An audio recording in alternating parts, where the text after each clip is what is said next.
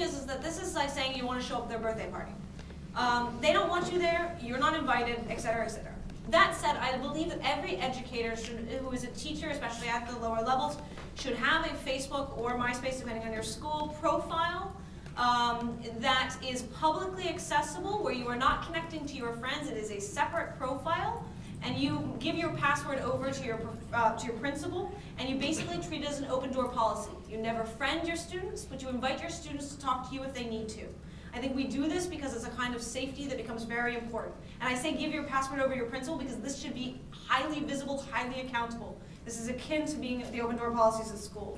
And I really think that segmenting your personal life as a teacher from your professional life as a teacher is one of the hardest things, but is absolutely necessary in this environment. Your personal life shouldn't come into the classroom, which is also why you shouldn't be engaging with them in that way. But making yourself present for when they need you can be extremely important. Social network sites are really tricky, and they have a role in classrooms, but I'm not convinced that the roles are actually that good. Ning is effectively a community site. It's not really a social network site.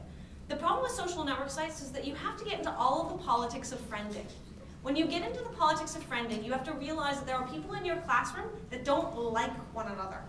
And you don't want to deal with that social messiness when you think about group assignments, when you think about the ways in which you get people talking and the ways in which they can torment each other just through the things of like, I'm not being friends with so-and-so. Right? That's not worth it. Now that doesn't mean that they're not doing things that are scholarly on their Facebooks and MySpaces. They're doing it, they're talking about their homework, right? They're hanging out, they're doing all this. You don't need to butt into that either, right? Just let them talk about their homeworks, let them do their things, but like keep a separation. In terms of the technology in the classroom, figure out what the pedagogical goal is, and to figure out whether technology can play a role in that. There's a lot of technology that can, but the social network sites and the process of friending becomes really problematic. Thing to keep